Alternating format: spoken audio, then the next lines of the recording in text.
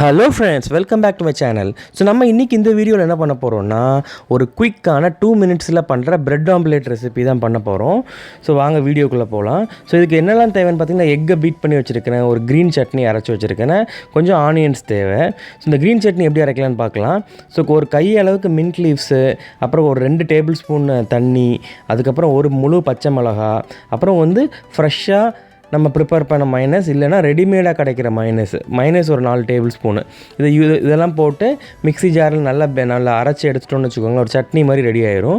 உங்கள்கிட்ட மைனஸ் இல்லைன்னா பரவாயில்ல, கர்டு யூஸ் பண்ணிக்கலாம், தயிர் 2 டேபிள் ஸ்பூன் யூஸ் பண்ணிக்கலாம். ஸோ இந்த மாதிரி க்ரீன் சட்னி நம்ம ப்ரிப்பேர் பண்ணி வச்சுட்டு எக்கை பீட் பண்ணி அப்படி ப்ரெட்டை போட்டு எடுத்தோன்னு வச்சுக்கோங்களேன், சிம்பிளான ஒரு பிரெட் ஆம்லேட் நமக்கு ரெடி ஆயிரும். டீ கடையில் பார்த்தீங்கன்னா என்ன பண்ணுவாங்க, 2 எக்கை நல்லா பீட் பண்ணி ஃபுல்லாக தோசை தவாவில் ஸ்ப்ரெட் பண்ணி மேலே எக்கை வச்சு அதை மாற்றி போட்டுட்டு இந்த சட்னியை வச்சு ஃபில் பண்ணிடுவாங்க. ஆனால் நம்ம வீட்டில் பண்ணும்போது இந்த மாதிரி ஒரு 4-5 எக் யூஸ் பண்ணி 4-5 பேர் சாப்பிட்றலாம். ஆக்சுவலாக 4-5 எக் யூஸ் பண்ணிவிட்டு நல்லா அதை பீட் பண்ணி சால்ட் அண்ட் பெப்பர் ஆட் பண்ணி கொஞ்சோண்டு மில்க் கூட ஆட் பண்ணிட்டுன்னு வச்சுக்கோங்களேன், ரொம்ப சாஃப்டாகிடும் அந்த லிக்விடு.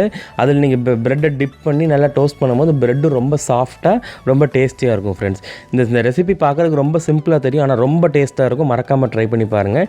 பால் கொஞ்சம் தான் ஆட் பண்ணணும், நிறைய ஆட் பண்ணிடக்கூடாது, இல்லைன்னா அந்த எக்கோட ஸ்டிக்கினஸை அது குறைச்சிரும். ஸோ பால் அளவாக ஒரு 4 டேபிள் ஸ்பூன் நீங்கள் யூஸ் பண்ணிக்கலாம்.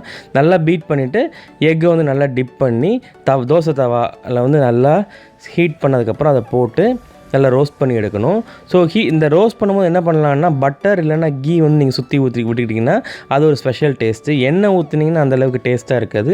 கீ யூஸ் பண்ணிங்கன்னா சூப்பராக இருக்கும். ஸோ 2 டேபிள் ஸ்பூன் கீயை சுற்றி ஊற்றி பிரெட் டோஸ்ட் மாதிரி நல்லா அதை டோஸ்ட் பண்ணி அதை மாற்றி போட்டுட்டு அதில் கொஞ்சம் சட்னியை அப்ளை பண்ணி கொஞ்சோண்டு ஆனியன்ஸ் போட்டு, சீஸ் இருந்தால் சீஸ் ஸ்லைஸ் கூட வச்சுட்டு இதை ப்ரிப்பேர் பண்ணி சாப்பிட்டு பாருங்கள்.